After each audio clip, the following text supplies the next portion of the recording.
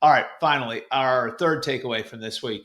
Look out for the New England Patriots. Like they looked feisty, and I know it's Carolina, and Carolina's been one of the worst teams in the league, maybe the worst team in the league over the last 5 years. But this is a New England team that was 4-13 in 2023, 4-13 in 2024, has looked at times like a dead franchise over the last couple of years. And having an afternoon like this for them where they're able to win 42-13 over a bad team, where they're able to not only get another team down, but keep that team down, I think is a big step for Mike Vrabel and his program. And I do think that before we get into the quarterback, there is a global piece of this that's about play style. And I think you saw the play style from the Patriots going back to the preseason and just how violently they're playing, how hard they're playing. So that's been there for a while. I think you're now seeing that like in different phases of the game. I think you've seen it in how they run the ball on offense. I think you've seen it in how of late they've started to get off after the passer on defense, and on special teams it really showed up. And to me, like this was a big thing. And this is one thing I picked up from Mike Vrabel's post-game speech. He said that they have talked about about running harder than the guy who has the ball. And that was what you saw on the punt return from Marcus Jones that turned this game, where if you go back and you watch the play and you see when Marcus Jones gets into the open field, what does he have in front of him? There are 5 Patriot blockers. He has a convoy running with him to the end zone. And that thing was blocked up so well and so well conceived and so well run and executed that he had all these extra guys running with him.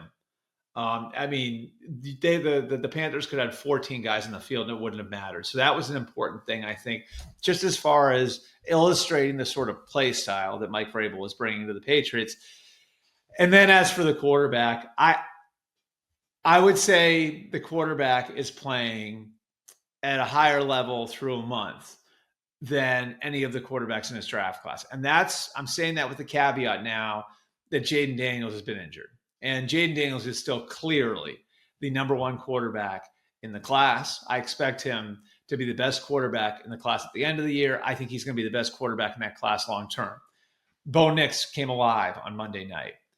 But I think the level of play we've seen from over the last few weeks from Drake Maye has really given you a hint of what he can become and why when the Patriots took him 3rd overall, it was a real swing for the fences. And I think you're starting to see him develop in a very real way under Josh McDaniels. And there are a few things that I think we can pick out of that game where you can say, yes, here he is. Here's what he's going to be. Okay. I think it's a balance between aggression and patience. You saw aggression on the final play of the 3rd quarter where he is decisive and he is getting the ball on a rope, on a back shoulder throw to Stephon Diggs. And then earlier in the quarter on a key 3rd down, you saw patience. You saw him sit in the pocket, read it out, and wait for Stephon Diggs to come across on an over route. And he puts that ball right over the defender's head and into Stephon Diggs' hands for a first down on a 3rd and long.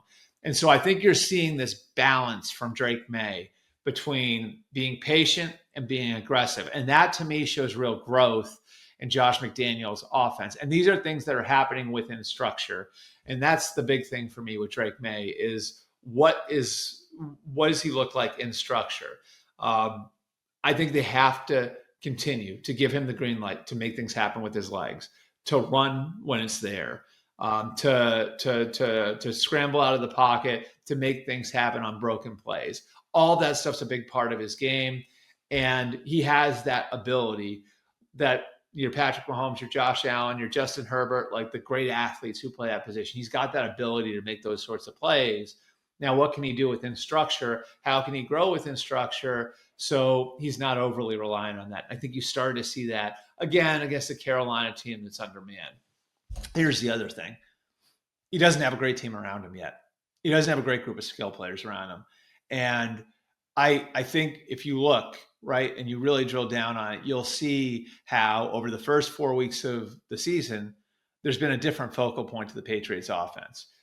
In week 1, it was Kayshon Boutte. In week 2, it was Ramondre Stevenson. In week 3, it was Hunter Henry. And this past week, it was Stephon Diggs, who at this point of his career is more strictly a slot receiver, a little bit more of a complementary piece. And I say that with all the respect, because he's coming back off an ACL. He's 31 years old. And he's had to reinvent himself as a player because he can't run away from people. He can't win outside the way he used to be able to. But this is a quarterback who is now finding a different guy to highlight every week. So as they continue to put pieces around him, assuming over the next couple of years they'll be able to grow and be aggressive in building around him with Drake Maye on a rookie contract, I really think he's got a chance to evolve into a top quarter of the league type of quarterback, like one of the 7 or 8 best quarterbacks in all of football. He's not there yet, but you can certainly see the ability and the makeup for him to get there, and the evolution you see in Josh McDaniels' offense, I think, should give everybody a lot of reason for optimism that eventually they'll be able to challenge Buffalo in the AFC. So I don't think it's going to happen this year. Even if they were able to pop some weird upset on Sunday, I don't think it's happening this year. They're still miles behind Buffalo in a lot of different ways. But with the play style Mike Vrabel is putting in place there, and now what you're seeing from the young quarterback, there is finally hope with the Patriots.